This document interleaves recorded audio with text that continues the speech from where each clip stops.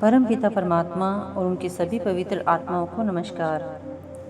परमात्मा का साक्षात्कार कर लेने वाले साधक के आनंद का वर्णन करते हुए कबीर साहब कहते हैं कि उसने प्रभु को अपने शरीर के अंदर ही प्राप्त किया है।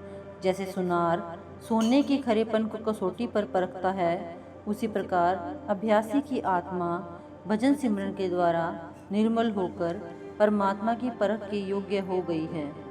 अब उसे यह बोध हो गया है कि परमात्मा की बाहर तलाश करने में उसने अनेक जन्म नष्ट कर दिए। अब रूहानी अभ्यास के द्वारा मन को वश में करके मन माया के देश को पार करके निर्मल रूहानी मंडलों में पहुंचकर उसने परमात्मा का परिचय प्राप्त कर लिया है। लोग जिस परमात्मा को अगम, अपार और अगोचर कहते हैं, उसे गुरु के बताए अभ्यास के द्वारा साक्षात देखा जा सकता है। लोग जिसको बाहर जगह जगह ढूंढते फिरते हैं, वह सारे संसार में व्याप्त है, परंतु आंखों के पीछे और थोड़ा ऊपर के वज्र कपाट खोलने के बाद ही वह परमात्मा अंदर और बाहर प्रकट होता है।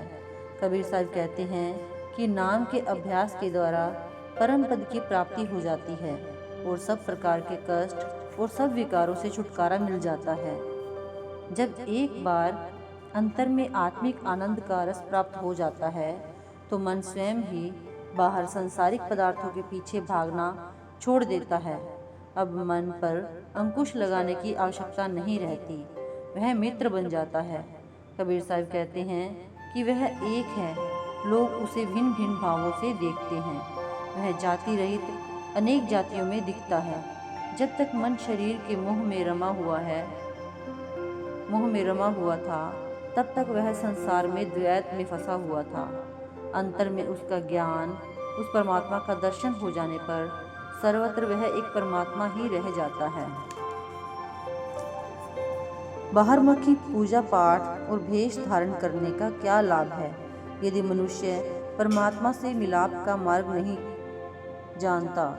जिस प्रकार उद्दंड या शरारती पशु के गले में काठ का कुंदा लटकाने पर भी उसकी आदत नहीं जाती, उसी प्रकार नाना प्रकार के भेष धारण करने और कर्म कांड को अपनाने से मन की बुरी आदतें दूर नहीं होती। यदि हृदय में सच्ची भक्ति और प्रीति ना हो तो बाहर आंसू बहाने का दिखावा व्यर्थ है, और यदि भीतर मैल भरी हुई है तो बाहर के स्नान आदि से क्या लाभ। सच्चा प्रेमी अहम से छुटकारा पा लेता है तथा अपने प्रेम तथा भक्ति के फल स्वरूप परमात्मा से मिलकर उसी का रूप हो जाता है। कबीर साहब कहते हैं कि मनुष्य बाहर चाहे आकाश पाताल तक खोज ले, उसे वह परमात्मा नहीं मिल सकता जो अहंकार के दूर होने पर ही मिलता है। परमात्मा के प्रति प्रेम तो नाम के अभ्यास से अपने अंदर से उपजता है। भक्ति का ध्येय परमात्मा को रिझाना है, दुनिया की वाहवाही लूटना नहीं। मृत्यु के समय आत्मा शरीर के 9 द्वारों से सिमटकर आंखों के पीछे आ जाती है तथा यहाँ से शरीर को निर्जीव छोड़कर निकल जाती है। जिन्हें संतों से शब्द का भेद मिल गया है, वे अपने रूहानी अभ्यास में मृत्यु की इसी घाटी में से गुजरकर आंतरिक मंडलों में प्रवेश कर जाते हैं। इस रूहानी अभ्यास में आत्मा वापस स्थूल शरीर में आ जाती है। अभ्यास में ऐसी अवस्था प्राप्त करने को संतों ने जीते जी मरना कहा है। जो गुरु की कृपा से जीते जी मरने के अभ्यास में सफल हो जाते हैं, वे मृत्यु के भय से मुक्त हो जाते हैं।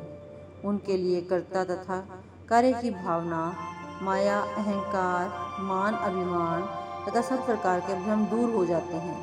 उनका कर्ता होने का भाव धीरे धीरे मिट जाता है। वे अपने आप को परमात्मा के हाथों की कठपुतली मात्र मानने लगते हैं, एक स्वतंत्र कर्ता मानना बंद कर देते हैं।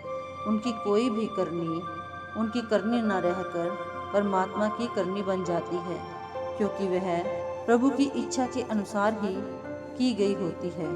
ऐसे व्यक्ति मृत्यु पर विजय प्राप्त करके अमर हो जाते हैं। कबीर साहब कहते हैं कि मौत से सब डरते हैं, पर मौत असल में क्या होती है, इस बात का ज्ञान मुझे गुरु के उपदेश से हुआ। मैं जान गया कि जो अभ्यासी सहज मरे अर्थात जीते जी मर कर सहज अवस्था प्राप्त कर लेते हैं, वे जन्म मरण के चक्र से छूट जाते हैं। Thank you.